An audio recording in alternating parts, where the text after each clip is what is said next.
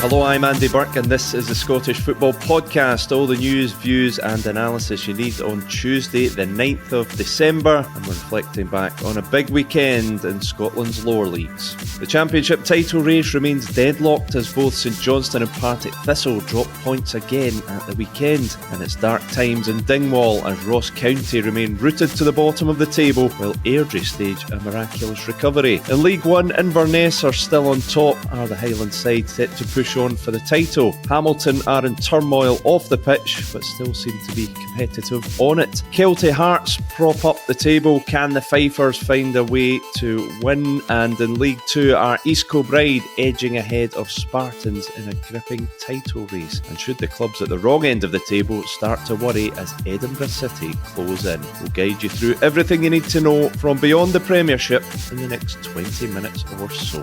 The Scottish Football Podcast from BBC Sports Scotland.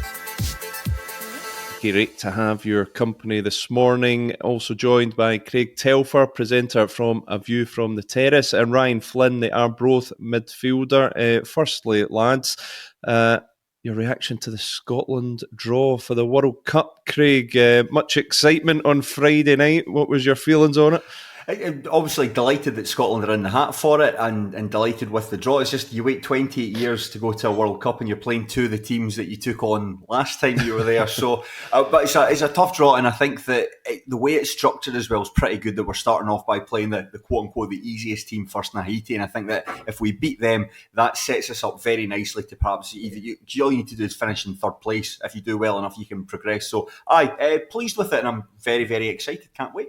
Ryan, I was at my boys' football training last night and speaking to some of the old dads on the sideline, and they were giving out about the kick-off times, 11 o'clock and 2 a.m, I think one of the games are, and they were saying 20 years ago this would have been perfect, a big night out and watch a game at the end. Now they're saying we need to get our naps in before we get back up for the football, but it'll be a bit of a challenge, won't it? I think it's a challenge we'll thrive on. And we'll definitely enjoy it. I mean, it's been many years, and I think we having, like Craig says, having Haiti to start with. A couple of ex-teammates actually in that squad. Duck and Nazon that was at St Mirren, and Johnny Placis as a goalkeeper. So it'll be. I've been watching from afar. I've seen them. They've actually. It's one we should win, but they've had some good results over the last few periods. So I don't think it'll be as much of a walk in the park as well, I think. No, I think Scotland, more than most, have learned not to take any team lightly in the World Cup, have we? Right, lads, let's get into the domestic action. Plenty to talk about, and we'll start in the Championship, Craig. And St Johnstone dropped points again, and they were so impressive for so long, but that's no win in 3 games now. Should there be a little bit of concern in Perth at the moment, now that title race is really tightening up? I think so. I think there's a frustration. You saw that at the noise that generated the result at the end of that 0-0 draw with Raith Rovers. The team were basically booed off the pitch, and it's not it happened last week as well after losing to Cove Rangers in the Scottish Cup. And I think the problem is St Johnstone have at the moment is that the plan A, they only really have a plan A, and it's not working at the moment. I think that they're quite slow, quite predictable. And I spoke to a friend who was at the match on Saturday. He said it was a dreadful game of football. St Johnstone was marginally better side, but they just seem a wee bit slow and just a wee bit ponderous at the moment. I think Simo Valakari certainly gave a very good account of himself after the match, very passionate post-match interview, and I think he just needs to try and channel that into giving his team a bit more pizzazz, a bit more razzmatazz at the moment, because it's something that they're lacking in at the moment. And I think, as you mentioned there, they're just fortunate at the moment that Partick Thistle weren't able to take advantage of that and drew themselves with their United, and it just keeps things nicely poised at the top of the division. Yeah, well, that was it. Partick unable to take advantage, but I would imagine, Ryan, that Mark Wilson will be pretty pleased with where they're at right now. Exactly that. I was talking just before we came on here that it's one of the things that I look at when at Arbroath. You're sort of looking at your quarters, and Partick Thistle's quarter, this second quarter's been phenomenal, really, and it's probably St Johnstone are frustrated, but I think it's due to the fact that how well Partick Thistle have performed and really chasing St Johnstone down. And I think it'll go nip and tuck all the way at the end of the season. I think it's two of the best teams, two of the best squads, and I think that's the big thing. Probably going back to St Johnstone, not making too many changes early on was quite surprising when you've got so many good players on the bench. But Partick Thistle, going away from home, I think they were the better team and played the better football. I think it's probably just a good point, a good away point. They're probably disappointed they didn't get the 3, but they'll move on, and I think they'll continue that form all the way towards the end of the season. Well, speaking of a good point, I'd imagine, Craig, that Dougie Emery will be really pleased with that point at McDiarmid Park. He's made a really solid start, 2 games, 2 clean sheets. Yeah, I think the big challenge for them that certainly under Robson, Wraith Rovers weren't particularly fun to watch, and I don't necessarily think that Dougie's improved the entertainment factor since he's come in, but he has made the team certainly more solid. The big problem with Wraith Rovers at the moment is, yes, while they're defensively sound, they just don't score goals. They've got real problems in front of goal at the moment, and it's interesting. I was actually thinking about this on podcasts that we've done, Ryan and I. We talk about you look through the rest of the division and you look at teams that have goal scorers, and every team pretty much has got a goal scorer. And the side that maybe Wraith Rovers the only team that don't have that. Jack Hamilton is going through a real barren spell in front of goal at the moment. So I think Dougie Emery's he's done well, certainly at the back, to lock the team up and make them slightly more secure. It's just going forward now is the challenge. How do you make that team more exciting and more expressive? They certainly got a great player that can unlock defences in Dylan Easton. He can't do that all on his own. They need, I think that's the big thing for them in January, is to sign like an out-and-out centre forward. But if every team could go and do that, then football would certainly be a lot easier. Yeah, I always remember Derek McInnes telling us last season, I don't think I've ever went into a transfer window not looking for a striker. It doesn't matter how many goals you're scoring, you always want one. Good win for your boys, Arbroath, at the weekend at Dunfermline. Ryan, you feeling like you guys are starting to hit a wee bit of form now? And I think it's the belief. I think obviously the first quarter, we beat the teams that probably we were looking to beat as the season started. But I think we're now going into games with a real belief that we can take on anybody. We've had good results against St Johnstone. Partick Thistle, we sort of came back away from home. That was a good performance, good and a point on the board. And then we went to sort of this game hurting. We got a sore one from Dunfermline earlier in the season. It was a 5-0 defeat, a really convincing 5-0 defeat. They were really on top, young, energetic, ran us off the park. And I think we were more calculated on Saturday. We sort of sat in, had a better shape about us and hit them on the counter-attack. Our players, Finlay Marshall, Jacob McIntyre and Taylor were so great on the counter-attack. Obviously Ryan Dow as well. They're the ones that when you break, they break with quality and you always feel like you've got a goal on your side. Funny enough, it wasn't them that scored.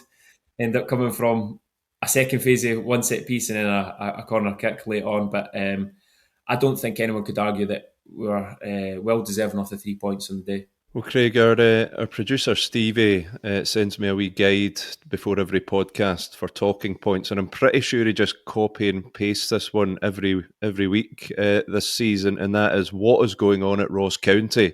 I feel like every Tuesday we address this, and I don't know if we're any further forward in getting to the bottom of what is going on there, but bottom of the table. It's been an absolutely disastrous season for them, and I think we really got it wrong where we all predicted them that they would go and win the title, be neck and neck between them and St Johnstone. There's just something absolutely not right at Dingwall at the moment. Tony Docherty in his post-match interview, he spoke about a mental fragility, and when you hear him talk about that and you see how the game played out, where they had a number of really good chances to score. Cade Melrose in the Airdrie goal pulled off some really good saves. James Scott's finishing was a wee bit askew, some good chances that hit right at him, and then they get done on the counter. In fact, it was actually quite similar to the way the game played out when Arbroath went up to Dingwall and beat them, where it was just pacing the counter. Like guys like Chris Mockery and Ewan Henderson were able to take advantage of some slack play at the back. And just when they went the 2 goals down, I just don't think there's the belief that they can come back into it. And just when you look through that team of players, loads of experienced guys who have won things and had good careers, and you've got effectively between Callum Davidson, Tony Docherty and John Robertson, 3 managers effectively involved, and none of them can get to the bottom of what's gone wrong there. It just feels it feels like we just need to change our expectations for Ross County. I think they're relegation candidates. I know we've thought a lot of the time things, it's only a matter of time before it clicks and they move away from the bottom and pull themselves into the top four. I think we need to change our expectation. I think they're in real bother this season. They're fortunate in a way that they've got the resources that they can go out and sign players in January, but it feels like there's something more that needs to be done rather than just chucking money at the problem. There's something not right there. This is it, Ryan. It's all well and good thinking get to January and freshen it up, but as Craig says, if they're going into an environment that's not quite right and the confidence around the club isn't quite there, then it's not as easy as all that. It's a tough one, and I think, as you're saying, Tony Dock, he's a top manager. You've got some experienced players in there, and it really hasn't clicked. I think the biggest thing, when you're glaring obvious thing, is they're conceding goals. That's the bit that has to stop first. They've obviously got players in that squad that at the top end of the pitch that can make it count and can make the difference on the day.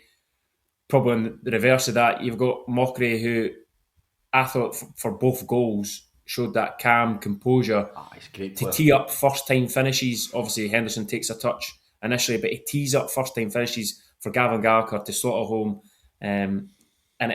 I think that around that top end of the pitch, they've been great. But as a team, Airdrie, they defend, and you can see them all running back and making it hard for whoever they're playing against. They did it against us, 1-1-0, and a fantastic 3 points for them. And I think Airdrie are on the up. They've definitely turned their season around. Funny enough, the game that got cancelled, that Queen's Park game against Ross County, is now a 6-pointer, the way you're looking at the table now. Yeah, and it's 10 points from the last 18 and up to 8th. I mean, I think earlier in the season, Craig, we were not quite writing off Airdrie, but saying, they're in a real tough spot. But as Ryan says, they've really got something going there now.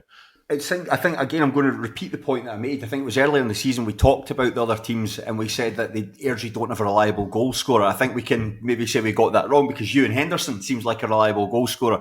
There's a great bit watching the Airdrie's highlights where he wins a free kick and the commentator says, I think we can call this Ewan Henderson territory, which I thought was quite a nice touch. But it just shows his prowess in front of goal. And I think that Ryan's right. You've got somebody who's just a real, like Chris Mockery's just a real classy player up front. He's not necessarily like a striker, but he's sort of learning on the job, and his back to goal play when his ball's into his feet is really, really good. He's just a really technical player. And with Henderson buzzing around him, they do have something in attack. And I think one player to single out, Craig Ross, who joined the club from Stranraer in the summer. He's a centre-back, not the tallest player on the planet, but he's got quite a good leap and he's quite aggressive. And he had a really strong game on Saturday. He really kept Ronan Hale at bay. And I think that Aaron Taylor-Sinclair, certainly when you see him interviewed, not necessarily the strongest speaker, doesn't have the most up and at them about it, but he seems to have this quiet aura around them, and I think that the players really seem to be buying into it, and the fans too as well. He said there was some fans had an Antigua flag up at the game on Saturday, which was a really nice touch. So they're doing well. It's good to see. I like to see young teams that are able, don't have much resources, that are able to go in and kick on. Right, lads, let's talk about League One. Inverness sitting at the top. Ryan, a couple of points clear. I think we have all been waiting on them pulling away, but it's still quite delicately poised at the top of the table at the moment. It is, and I think they should be really concerned about Alloa. I think things are starting to really click there. A little bit biased for me. I know Andy Graham from my A licence, and he was a top fella on that. But just the way he was talking in the interview, everything's positive, everything's rosy there. It's not just scoring goals, keeping clean sheets. It's the brand of football that they're playing and the players that they've got with real energy. The boy Burnside, sort of a throwback, just playing with no fear, really getting at players. He only scored the fourth goal. It's a lovely touch and finish. But I think overall, just that they've got, we're talking about Partick Thistle with St Johnstone, and they've got, it's not just the starting 11 and then after that they've got nothing. Alloa seem to have options off the bench, experience. You've got Connor Salmon coming off the bench, so he'll be a guy behind the scenes managing. We're talking about Ross County, where the mentality, how is it as behind the scenes, the environment. They'll create such a good environment behind the scenes that I think they're a top side, top team, top club at the moment. that are really thriving and pushing, and I think they'll run Inverness all the way to the end of the season. I think as well, on top of that, as you touched on there about guys like Callum Burnside, Callum Adamson, Lewis Stewart, I think that of all the teams who are taking part in the cooperation agreement, I think Alloa are the side who have benefited the most. They're obviously entered into it with Rangers, and the guys that they've got from Rangers, they're all making a big difference. They've got a good, strong framework to be part of at the moment, with guys like like Scott Taggart and Stevie Hetherington, Stephen Skugel, Connor Salmon, all experienced, good players. You add in a bit of the youngsters that can bring something different, that pace and excitement, and it's really clicking at the moment. It's great to see, like Andy Graham, love the guy as well. He is a very charismatic guy. It's great to see him doing well. So, well, a lot of the focus will be on Inverness, Caledonian Thistle. I think Alloa are one to watch, and Cali Thistle just need to get this game with Trinent out of the way. They've got bigger things to worry about at the moment. Just hope that pitch stops being waterlogged.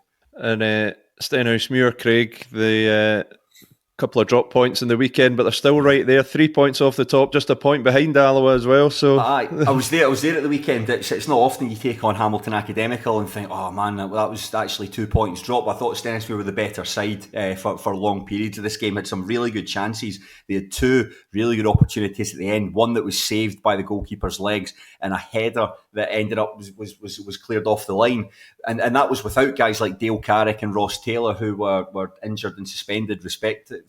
But Gary Naismith, just an absolutely phenomenal manager. He's found ways to work despite the fact that players have missed him. They've brought in a guy, Leighton Grant, on a short-term agreement. He was ex-Rangers, didn't have a club at the start of the summer because he was trying to get a team overseas. That didn't happen, but we've brought him in, and he's a defender by trade. We're playing in the middle of the park. Oof. What a player, by the way. He's just really classy, just a classy football player. You can tell somebody that's well coached, uses his body well, uses the ball very well. And I'd like to think that Stenny can keep him beyond the winter and all the way through to the rest of the season. But the team are doing really well in the park, and I'm confident that we can finish in the top four. Really good feeling down at Oakleview at the moment. Here's another line, Ryan, that producer Stevie copy and pastes every week. Chaos off the field at Hamilton. It's just never ending. But that's another good point they've dug out. But I mean, how do you see the rest of the season unfolding for them with everything that's going on away from the field? Truth be told, I don't think anyone can really predict what's going to happen there. I think on football terms, I think that's a very good point at the weekend. You lose 4-0, terrible result in the Scottish Cup. Manager walks away, all the turmoil that's at the club, to go away to a difficult place, to pick up a point, clean sheet. I think that's one that let the dust settle, regroup and go again. But yeah, it's dark times there. I don't see a way out. They obviously have to get to January. They have to try and get money into the club, hopefully be able to register some players to try and help the group. But yeah, it's not good times at Hamilton. No, definitely not. Looking at the bottom of the table, Craig, Cove are starting to pick up some points. 8 in their last 6 games. Still 8 points adrift to Montrose. Kelty Hearts a point behind them. Can you see either of those sort of doing enough to reel anyone in above them in the table? Cove Rangers maybe. I think they made some interesting signings just recently with Chris Maguire and Greg Stewart coming in. I'm not sure the length of the contract for Chris Maguire, but Greg Stewart's only till I think the middle of January. But if he can get up to speed, then he can offer something that I don't think anyone else in the division can. Just a very, very technically gifted, very exciting attacking player. Even though he's 35, he should still have what it takes to succeed at that level. And I think he came on off the bench against St Johnstone in the Scottish Cup tie and helped turn the match in Cove Rangers' favour. So I think Cove have got the wherewithal to maybe go out and sign a couple of players that they need to try and chip away at that disadvantage they've got in Montrose. Kelty Hearts, meanwhile, just poor against Montrose at the weekend. They've been poor for most of the season. I saw them when they played against Stenhousemuir a couple of weeks ago. They drew 2 each and they were excellent in the first half. Really, really strong first half performance from them. Rico Dyack especially really added something different to that forward line, and I thought that's a great opportunity for them to go and kick on and really start moving away from Cove Rangers, but they haven't taken it, and they were not good against Montrose at the weekend. And I think the difficulty that Tam Aware's got, he's brought back Michael Tidser into the fold, I think they'll be looking to get to January when they can re-register him as a player, because he adds so much to the middle of the park for them. But the difficulty is for him, if the Kelty board want to go in a different direction, you've got a ready-made replacement in your ranks with Michael Tidser there. So it feels like for Kelty Hearts, sorry, I'm talking a lot here, but it feels for Kelty Hearts, this is their least stardusty since they came in to the SPFL. And it feels like it's a lot of young guys that are learning on the job. And I just think that they're quite an easy team to get at, as we saw at the weekend. So I'd fancy them to finish bottom.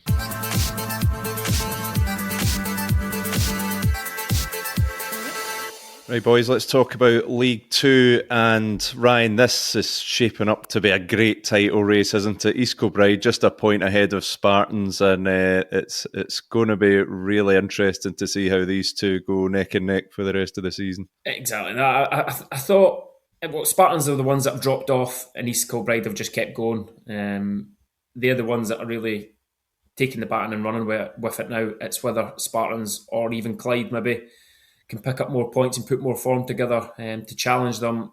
Robertson looked on top form. It was 20 minutes and the game was done.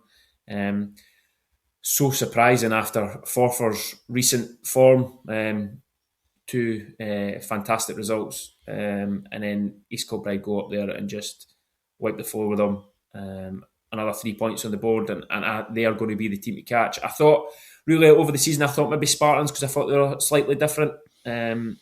East Kilbride always try and play their football. I thought teams, when they go more direct, really cause them problems. But they've seemed to be in control of that now, and really don't panic. Get the ball down, play their football. I mean, the keeper played one ball right through the whole team, right up to the striker, and then they're playing again. They must work on it. Obviously, the Tuesday, Thursdays that they're training, and I think they will be the team to stop. How do you see it, Craig? Will it be a two-horse race, or as Ryan says, can Clyde maybe get themselves into the mix there as well? I think that I'd still fancy East Kilbride. I fancy East Kilbride to win the division at the start of the season, and I think that when it comes to January, I think they're a team that will be able to go and sign players. They're well backed and well resourced, and I think that when you saw them bring Connor Young in from Dunfermline Athletic, there's no other team in that division could have signed Connor Young, and I think that they'll have the opportunity to go and do that. Maybe, I don't know if there's a superstar goalkeeper that becomes available. I think that's been a bit of a problem area for them over the course of the season. But I saw that to back up what Ryan was saying, I think on Twitter, Mick Kennedy, the East Kilbride manager, shared a stat with the possession stats from League Two. Now, I don't know how accurate the stats are the further you come down the level, but East Kilbride are something that's like 63-64%. Of possession they're having, so they're really good at keeping the ball and then looking to go and punish teams, and they certainly did that against Forfar Athletic at the weekend. And they just seem a team that are capable. They've got, and a guy like John Robertson, you've got a player that can make something out of nothing. Even when the times when East Kilbride are not playing well, teams are sitting in against them and they're maybe keeping the ball for the sake of keeping the ball. Give the ball to John Robertson, let him cut in onto his left foot and let him score. And he's done that consistently over the course of the season. So he's got that little bit of magic that perhaps the other teams don't. Well, Edinburgh City have obviously been an interesting story. Now only 5 points behind Stirling and Dumbarton, Ryan. Both those teams not in great form. Annan in the mix as well. Where do you see Edinburgh City? They were obviously coming from behind this season, but they're reeling in some of those teams in front of them. I think at the start of the season, everyone, once they put their few wins together, fancied them that they're going to be up there over the course of the season. But it's been their home form that's been the one that's really troubled them through the season. So that is a massive win at the weekend. Obviously, they're 4-0 up, get clawed back to 4-3. They're probably getting a bit edgy. I think the ref had a part to play in it with some of the dodgy soft penalty decisions. But it was a big home victory, a big 3 points. I don't think I ever feared for them for the drop. It's just probably how far they'll get up the league. Will they claw? Can they get in that fourth position? Can they get into playoffs? That's probably their aim. For the rest of the league, they know Edinburgh City are coming. It's who's going to try and avoid that drop. And there's some teams right out of form at the moment, probably changing a little bit. I quite like the look of Stranraer at the moment. They had a tough start to the season, and the way they've turned their fortunes round and playing with some real football, won 3-2 at the weekend, but it was a real dominant display. I like that there's Dom Plank there, sort of a maverick. He really elusive. He can go by players, and on that pitch, that looks hard to do, and he does it with ease. So I'm looking. I like Stranraer, just sort of mid pack. They might be one that might come in and look for that fourth position in League Two. Craig, you've been pretty consistent at the start of the season. Edinburgh City to get up into those playoffs. Are they top four? Are they going to get there? Aye, 100%. I thought that they've been able to sign players as well. That's something that there's been times this season where they've had such no players to bring off the bench, like one outfield substitute, but they brought in Max Guthrie and Greg Allen have come into the squad to boost the numbers. So that's a big boon to them. And I think on top of that, the 4-3 result against Dumbarton, it doesn't look that impressive, but as Ryan mentioned, there's a penalty that gets awarded. The foul happens outside the box. It very clearly happens outside the box. There's a scandal that was given. And I think that just when they all click, I think that they're the dribbliest team in the league. And what I mean by that is there's about 4 or 5 players in that team who just want to get in the ball and carry it forward. I don't think there's any team quite like that in the rest of the league. So I've been consistent with them. I think they've got the best manager in the division. I think they've got some of the best players in the division. They play the most exciting brand of football when it all comes together. So yes, Edinburgh City for top 4. I'm sticking with that. Right, so we've established Edinburgh City, the dribbliest team in the league, and Kelty Hearts are at their least stardusty. These are phrases I'm going to take forward in my broadcasting career, Craig. Lads, been a real pleasure. That's all we've got time for. Thanks to Craig and Ryan. Thanks to you for listening. Remember, we're here with new episodes of the Scottish Football Podcast bright and early every day, so to make sure you don't miss out, subscribe on BBC Sounds and have push notifications turned on your phone. But for now, on the pod from Ryan and from Craig and from me, thanks for listening. It's petty, it's ill-informed. Are President Trump's cuts having an adverse effect on research? It's pandemonium. What number's that in the periodic table? PD, number 47. I don't know. I've done the shooting clays before. The longer you do it, the shorter obviously it gets. When Craig said there he'd been shooting the clays, I imagined him out a back line. Somebody's washing, you know. William Shatner, his secretary, contacted me to say, when Bill has a question now and again, can he contact you? And then one time he called me up and he wanted to know, David, what is a photon? I'm thinking, this is incredible. Captain Kirk wants to know what a photon is, you know. I once met a guy who referred to a globe as a ball map. A